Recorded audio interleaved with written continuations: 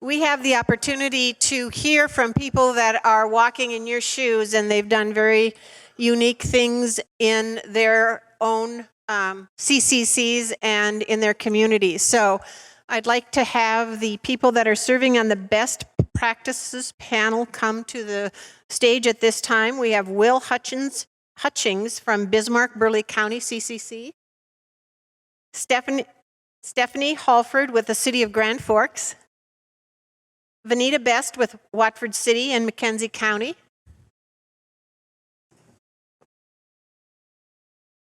She's here. All right. Jennifer Gast with Carrington Foster County CCC. Tawny Kale is an off-reservation urban tribal CCC worker. Currently being interviewed. She'll be up here in a moment. And Braden Taft with the Mandan Hidatsa Arikara CCC. They have predetermined what some of the things they're going to be talking about. Depending upon the amount of time, I'm hoping we can get to a Q&A. Hi, my name is Will Hutchings. I work for the City of Bismarck as a planner. The City of Bismarck in Burleigh County joined forces to create a joint task force. We were established in March of 2019, and we've been meeting since April of 2019. We broke our complete count committee into 4 working groups: 1, education; 2, community; 3, business; and 4, hard to count. And just looking back, just knowing the amount of time that we've spent in this, if I could make a suggestion, I would have broken that hard to count group up, because what I'm finding is that there's varying needs each of the hard to count populations need, and it's a large haul for just one subcommittee to take on all of the efforts that are related to hard to count populations. I'd also think that if in the future, maybe we should have taken a look at maybe having another joint complete count committee, because when you think about Bismarck and Mandan, we really are one community. Yes, there's a invisible line that divides us right through the Missouri River, but in reality, if we're messaging on the Bismarck side, most likely that's going to carry to the Mandan side. If we're working with populations and organizations on one side of the river, most likely they're also dealing with them across there as well. So our efforts to date, of course, we participated in the local update of census addresses and our annual boundary annexation surveys, but to date now we're really up to here been focused on just general awareness. Hey, the census is coming, be prepared, this is what you need to know. So to do that, we put inserts in every single Burleigh County tax statement. Those were delivered to every household and business within Burleigh County. And again, that just reaches property owners. So to take that one step further, we're also planning here in February to send them out to all of our utility bill receivers in Bismarck. So that will help reach more renters as well. For social media, we've been really promoting census jobs up to now. We've had almost weekly posts about the fact that there are census jobs available. And now that we're in the awareness phase, we moved to more specific target messaging that the census is coming, and hitting there on the messaging regarding confidentiality, how do you count your household, and just general awareness. I will have to say, and it was alluded to earlier, our Bismarck Public Schools is doing a great job. Our education work group has really got a great asset at the top there, who's working to make sure that the census is going to be built into the Bismarck Public Schools curriculum. And then it'll bring more awareness to our youth about the census, and also hopefully set the stage for 10 years from now when these people are adults and understand the importance of what a census is.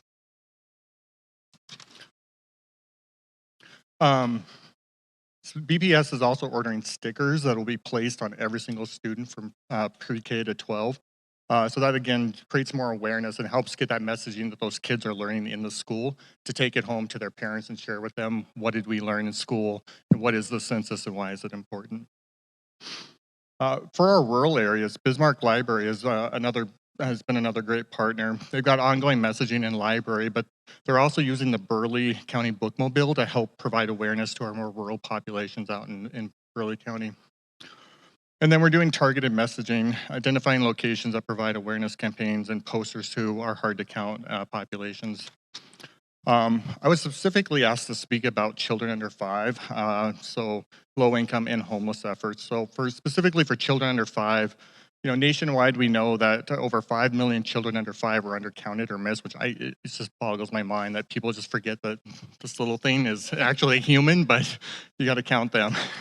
So in 2020, our Complete Count Committee is working with all of our child care providers to provide targeted messaging to those providers about counting children, how they're counted, and hoping to make sure that those children understand that, or those parents understand that those children need to be counted as well.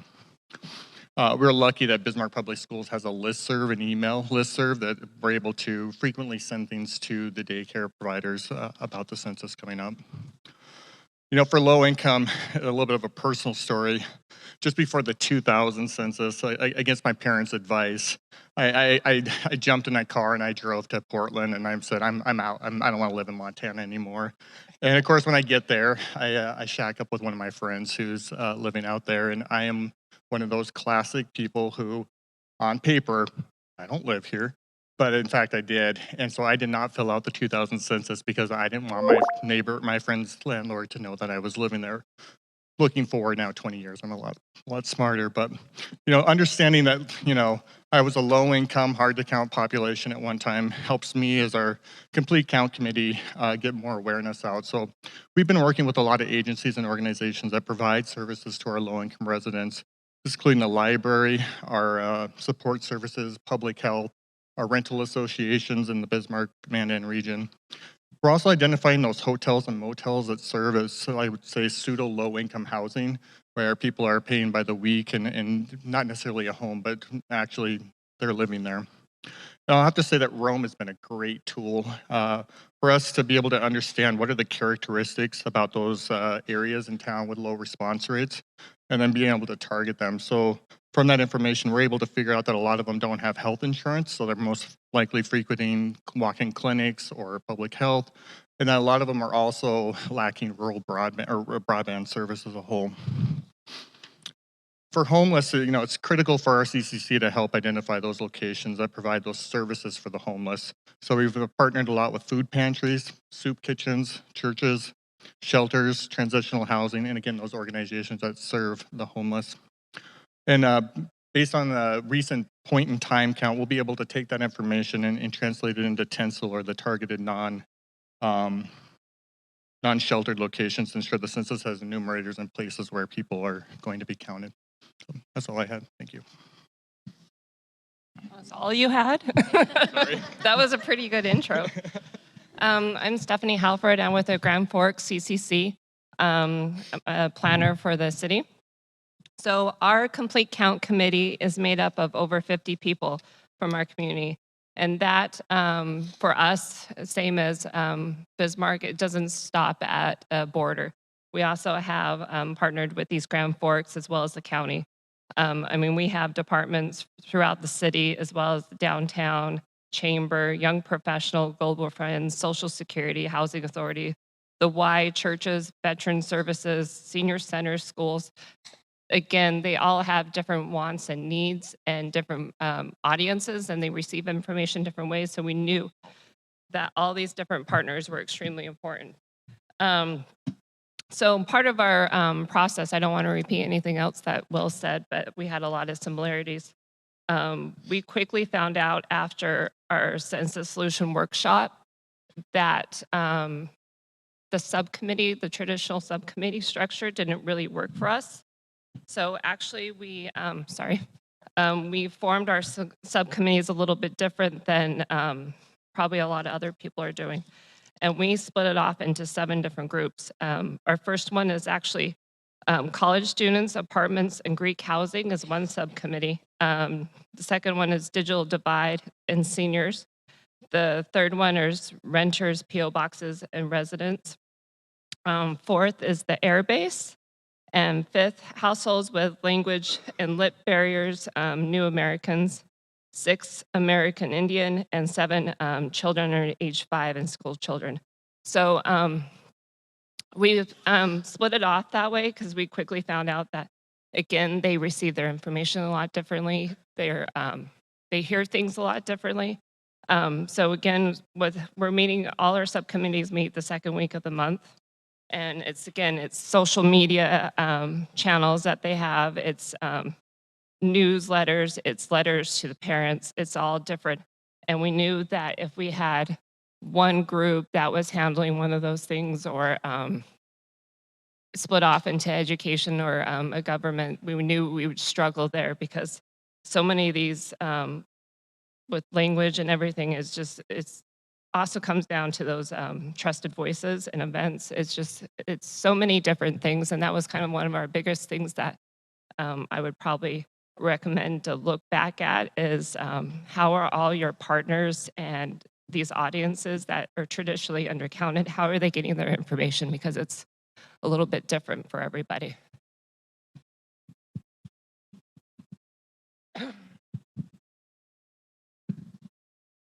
Hi, I'm Jennifer Gast, and I'm the city auditor in Carrington. I also serve as the co-chair of the Foster County Carrington Complete Count Committee. I do want to just explain how our committee was formed. We did partner with our county, and I want to give a shout out to my county auditor, Brad Solberg, in case he's watching online. He's been a great partner for our committee. From there, we used the suggested list of partners. We have representatives on our committee from government, education, faith-based, media, community-based organizations, and businesses in our community. One thing that we did, we invited our local legislator, Representative Chet Pollard. He did come out to a few of our meetings, and he was a key partner for us because he explained to our committee the importance not only to our state, but to our community. So that got our members motivated and engaged. One key point that I have is to utilize your movers and shakers in your community. You know the people who are engaged, active, and promote your community. So invite them to join your committee. From our training meeting, we organized into 4 subcommittee areas, focusing on reaching the elderly, hard-to-count populations such as snowbirds, apartment dwellers, children, and migrant workers. We also have a group focusing on our media and communications plan, just to keep us organized and focused on our timeline. And then we have a committee focusing on our actual Census Day event. I was asked to talk about how to reach people in a frontier county. So we asked ourselves, how do we reach people in rural Foster County? Well, the things that are in common, they frequent our local gas stations, they go to the grocery store, they utilize restaurants, they go to the pharmacy. They also have a faith-based affiliation in our community, and they have children in our school system and attend events at our school. So how we're going to get the word out is we are going to reach those populations by utilizing stickers to blast consumables such as popcorn bags, coffee cups, and pizza boxes through our local gas stations and such. We also have local stores such as Runnings, Dollar General, and our local grocery store that are willing to stuff flyers into the bags at their stores. Another great partner for us has been our local Chamber of Commerce. She's a very active director in the community. She will be featuring census information on table toppers at local restaurants. So then to reach our faith-based population, we have contacted local church secretaries to include information in bulletins and newsletters. Another great partner for us has been our school. Our superintendent is very engaged and realizes the importance of the census. They are going to allow us to have tables at parent-teacher conferences in perfect timing, the end of March. We've also been able to attend school events and distribute information that way. Next, I was asked to talk about snowbirds. We have utilized our water billing software to identify potential residents that may be considered snowbirds. From there, we have sent out a personalized letter to them explaining the upcoming census and the timeline. We included information on why the census is important to our state. Maybe it's the auditor in me, but I love to include numbers, and that $19,100 is a huge number to me. So we made sure we included that. And then on a local level, Carrington has a great stake in the upcoming census. I'm sure you're all aware of the prairie dog funding. Part of that funding formula is a population density factor, and one of the cutoffs is 2,000 people, and we're right on the line. In 2010, we had 2,065 people, and 2018 numbers indicate that we've fallen to 1,989.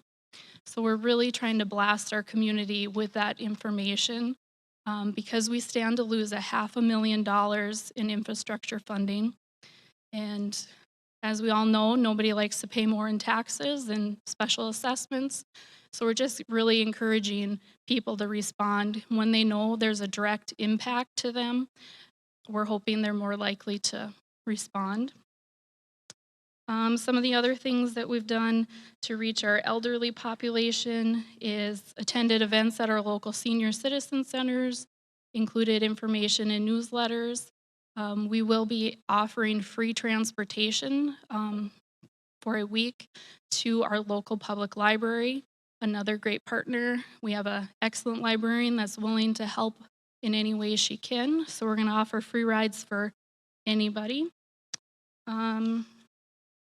Also, we're utilizing as many free things that we can do, such as printing little blurbs on our water bills. People hopefully look at those every month. But there's lots of taglines you can use. Social media has been great for us as well. Just a few key takeaways to summarize. If you're just getting started, consider partnering with your county. I like to divide and conquer tasks, so it's been great to have somebody to work with. Use your community relationships to your advantage. Find those people who are interested, motivated, and get them to participate. And then focus on the demographics that work in your community. We're all different, but just take a look at who you need to reach and go from there.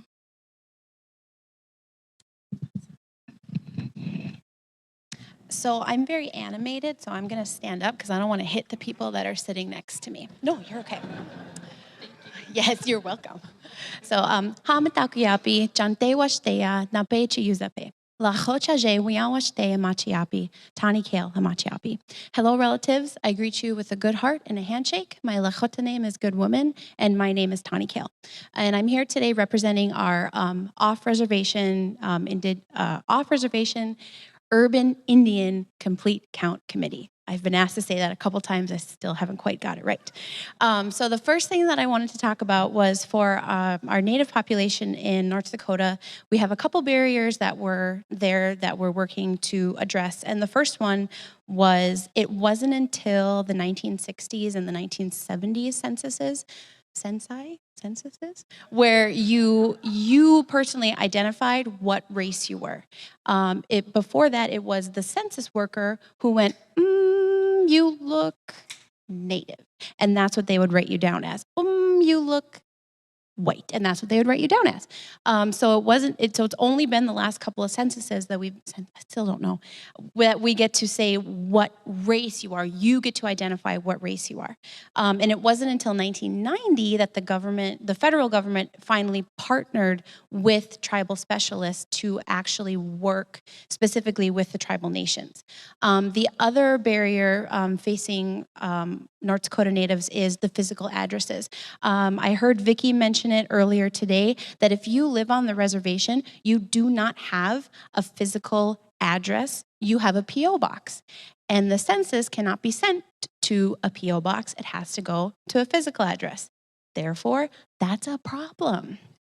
So what I'm going to talk to you just real quick about is what some of the tribal nations are working on. First off, Standing Rock.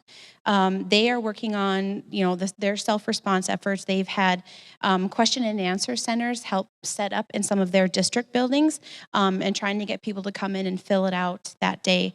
They're also working on hosting an event where they would have a Standing Rock self-respond day at the end of the month. They're utilizing the radio station, which is KLND, the tribal radio station.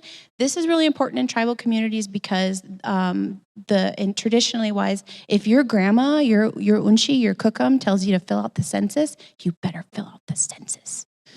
So it's really important that we're getting that message across. And then they have allocated $50,000 to their effort. On the Turtle Mountain Reservation, they've worked on PSAs for the upcoming census, working with their youth council and their complete count committee. They've attended events they've tabled at job fairs, at Turtle Mountain Community College. They've been doing a lot of education and outreach and putting information in people's hands about why it's important to be counted in the census. The Youth Council of Turtle Mountain has been very active, and again, really stressing the importance of the census. Out in Spirit Lake, in all 4 of their reservation districts, they've had updated meetings, and these are held at the wellness centers. They also have at their General Assembly every month, they have been reiterating the message of making sure you're counted in the census. Again, also working with the Tribal Community College, Candeska Chicana. I had to practice that. And then also their student council in their high school, again, really working with the youth to get the message across and sharing it. Off reservation, we have been working on, we're planning on going through some of our major cities in North Dakota, which would be Grand Forks, Fargo, Bismarck, Dickinson, and Minot, which is where I reside. And we're hoping to have a community event for Native people within our community. Hey, come to this event, be counted in the census.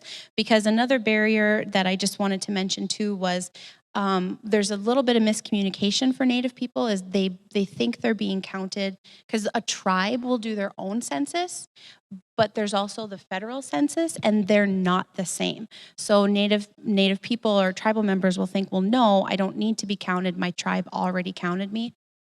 No, you still need to be counted in the federal government census.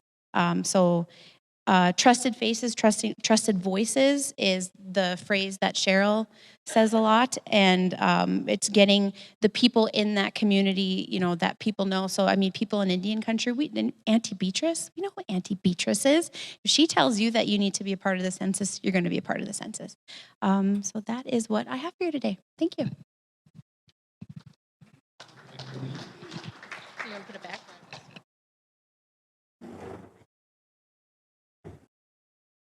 Okay, are we good here? Excellent. Okay, I'm going to burn through this as quickly as possible. I went overachieving accidentally and put some slides together for y'all. Vanita Best, City of Watford City, and I'm with the McKenzie County CCC. My partner in crime is in the back of the room. I'd like to recognize him real quickly. Co-chair Daniel Stenberg, McKenzie County JDA Director. So with that, I'm just going to run through really quick what we've been working on, give you a real quick rundown of what we did in 2019, and then share with you what we plan on doing in 2020. So we organized back in the spring with the help of Aaron and Joey. And we have a joint Watford City, McKenzie County, and in addition to that, we have the City of Arnegard participating with us. And we passed our resolutions back in the spring and we started working away. So we solicited volunteerism going to community organizations, and I have just a snapshot of our local website, which is countmckenzie2020.com. And you can see our subcommittee chair, both the chairs and the designated subcommittees. And without spending a lot of time on that, what I can tell you is we have about 30 very dedicated, very motivated, community-focused folks who are working really, really hard to make sure we get everybody counted. And also dovetailing into the census's goal, our mission is to count everybody in the area once, count them once, and in the right place, but count all of them. It's a big task for us out in Western North Dakota. So we know that this game rolls around only once every decade. And what we also know, according to the Lieutenant Governor, and he's very accurate, we missed a lot of people back in 2010. So this is our opportunity to make up for those lost dollars and those lost counts. The focus population that I'm going to talk about today is our Bakken region oil and gas workers, and I see Lindsay's in the room today as well. Williams is working really, really hard too, because what we know, McKinsey produces 40% of the state's oil, 50% of the natural gas, and we house a majority of those Bakken region workers. And they are hard folks to keep up with because they are a transient workforce for the most part.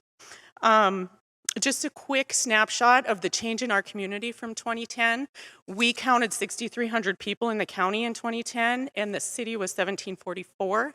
And the best data point we have to understand the folds of population increase is our McKinsey County School District #1. In 2010, the official enrollment for the district was 582 students, K-12, and what we know in 19 is our enrollment official was 1923. Now we believe with our GIS data, our LUCA files, and the community survey data point of 3.16 persons per residential unit in McKinsey County, this is a big goal for us because I'm stating to all of you right now, we have the possibility of failing, but according to our occupancy rates of our property managers, our residential address points, and our people's per residential address point, McKinsey County has about 27,000 people in the county right now. Again, we counted 6360 10 years ago. That's why it matters to us. Okay, so that slide does not even look understandable, which is completely fine. This is what our first phase of 2019 work was, which was establishing our working group and also focusing on recruitment of census workers. So we know we can say that we have the number of people, but if we don't get them counted, it does not matter. So our focus to this point, we have a couple things working against us. We have a very, very, very low unemployment rate, and we right now have just under 50% of the census workers needed in McKinsey County to do that follow-up work if we don't self-report. So our message has been in the community, self-report, self-report, and self-report, and tell your friends to self-report. So that's been the focus so far. Now, again, we're just under 50%. Our February effort is going to be our school district, and on Wednesday, we have 4 campuses now in our school district. Those 1,900 students have about 250 staff working within the district to support those efforts. So on our Early Out Wednesday, 2 days from now, we're going to hit all 4 campuses during their teacher in service and really focus on those teachers with the messaging of get paid to participate in this community service project, because this is a community service project. So we're hoping we can grab those 9-month contract teachers, paras, bus drivers, and we can get them into that 4 to 6 week time frame when those workers close, so we have the workforce on the ground to do the follow-up work. So if you know any teachers in the McKinsey County School District, do not tell them we're coming because we do not want them to have the excuses. One additional item that helped, I think, align this potential pool of workers is we typically start school mid-August.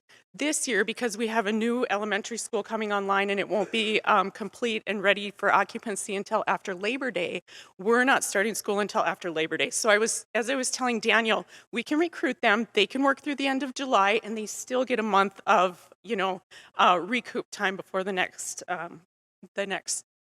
year rolls around for their teaching work. Okay, so if this slide here looks like a hot mess to you, that was the goal. What we know is we have a lot going on in the Bakken. If you're not going 110 miles an hour, you're going to get rear-ended. So keep on moving, keep on moving, keep on moving. So a few things that we've done specifically, and again, my guru is in the back of the room who reminds me from time to time, Vanita, you eat an elephant 1 bite at a time. Daniel was the one that established our local website. And that local website, countmckinsey2020.com, is full of local community faces. It's full of local community events and organizations. And so we have everything that we're printing has a QR code associated with it. And that QR code drives them back to our local website. So they see those faces, they see those people, they see those familiarities, and it really is our local message of why it matters to participate. But in the process of getting that QR code out in front of the general population in our area, we've needed a lot of partners that have been wonderful partnerships for us. And I won't even go through because then I'll really blow my timeline out of the water here. But you can see we just have a lot of industry partners. And also there's one other cute little picture to capture in the left corner down there. We have printed 25,000 stickers and 5,000 popcorn bags. Some of our vendors, especially our pizza delivery folks, Daniel said, how many stickers can you move in a month? And just one of them said 10,000. So we're gonna sticker up pizza boxes because I can tell you Bakken region folks eat on the go. So we're gonna hit them up. There's two other grants. We actually have done two of our projects through Department of Commerce grants. And the one other is we too have a lot of P.O. box unassociated to physical addresses. And we know we don't have probably the workers to get those surveys delivered. So we are doing an all address mailing just to invite people to self-participate. And so that will go to every P.O. or post office address, whether residential or a P.O. box.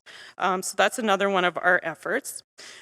The other bullet point on here is a video campaign working through Super Studio and with their support that will reach Bakken region oil and gas workers. And what we realized in the process of doing the field shots of that video, those are our folks that work hitches. They work 2 on, 2 off, 1 on, 2 off, or don't say that to them. They work hard. So 2 on, 1 off, but they're typically here 55% of the time in the state of North Dakota. And we went out and video shot 10 of those individuals, and every time we would get out there, Pat Bertinoli, who snuck out a little bit ago, he's on our local as well as the state task force. We went out and videoed a lot of these folks and interviewed them, and I can tell you, everybody that we talked to, not a single one of them participated in the 2010 census, and not a single one of them knew that if they were in North Dakota 51% of the time or more for work, that they were to report in North Dakota. So we are focusing in the right places on this large population that has influxed into the state since 2010, and also the population that receives all of their information on their handheld digital device. So that will continue to be a focus platform for us. Also, we're hitting safety meetings. So the Rough Rider Center is an important partnership to us. The other communities talked about their libraries and their school districts. Same here. But our Rough Rider Center specifically hosts safety meetings, and if you're not familiar with oil and gas, they either do weekly or monthly safety meetings. So every month we have over 2,500 Bakken region oil and gas workers conducting their safety meetings in that facility. So we are focusing on that facility as well to capture the needed information they need to self-respond in North Dakota because they are here over 51% of the time. Okay. That too is a busy hot mess, and that was the goal. More of our stakeholders, more of our partners, and closing. So we ran a $15,000 budget supported by the county, McKinsey County, and the thought process behind that, it was how much money do you need? This is what we think we need to do an adequate job of getting the message out. And really, this is an investment in the community. If we count 2 people additionally that we otherwise wouldn't have counted, that wouldn't have participated, those dollars pay for themselves in the redistribution of federal funding to the state. So it was an easy investment for the county and the city to make. The estimated projects that we have left to work on, we want to do a second mailing to every address point in the county because typically you throw the first one away and then you see it again and you think maybe I should pause and look at this. Somebody might be looking for me. We're also doing some sandwich boards. Our CCC members are adopting sandwich boards and getting the state information out on those sandwich boards, print information into high traffic areas. Again, working with the Rough Rider Center and their community events. And we also are fitting up our bookmobile, converting it into a census mobile. It's got Wi-Fi capability. I think it can house 15 Wi-Fi hookups at a time. So we're going to be hitting, once the self-reporting opens, hitting our local events throughout that time frame until July 31st. And then we also have some other campaigns associated around caffeine. When your community works 60 to 80 hours a week on average and you're go, you catch folks with caffeine. So we've got some additional campaigns related to that. Okay, so lastly, we have received 2 commerce grants. My understanding is there's approximately $70,000 of the $100,000 left in that grant pool. Somewhere around there. So there's still funds available.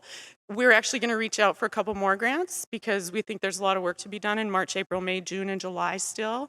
And with that, I think that is all I have to share with you other than repeating the fact that we believe we have 27,000 people in McKenzie County.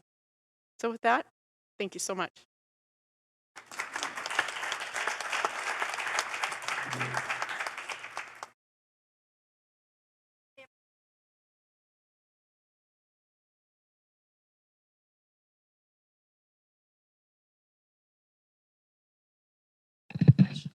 Hello, everyone. I'm Braden Taft. I'm from MHA Nation. I just wanted to give you guys a quick update, real quick, of what we're doing on our reservation. Our CCCs are made up of tribal departments, and our reservation is very widespread.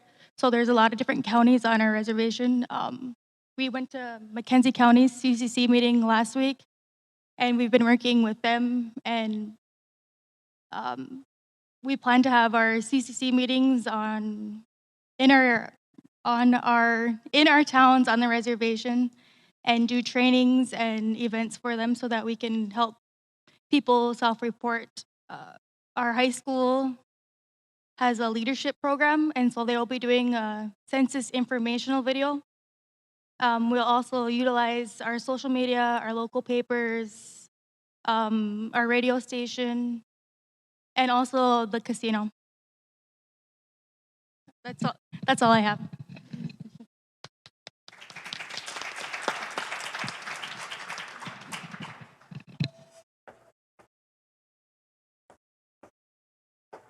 I want to thank each of our panelists for presenting information, and it gives you a good idea of what they're doing in different parts of the state. You've noted that they're from communities of different sizes. They're from communities of exploding growth to communities in which you have more communities and counties that are frontier counties, in which they are making certain they get everybody to participate or to complete census, and so they can have the funds to support their communities and support their counties and so forth.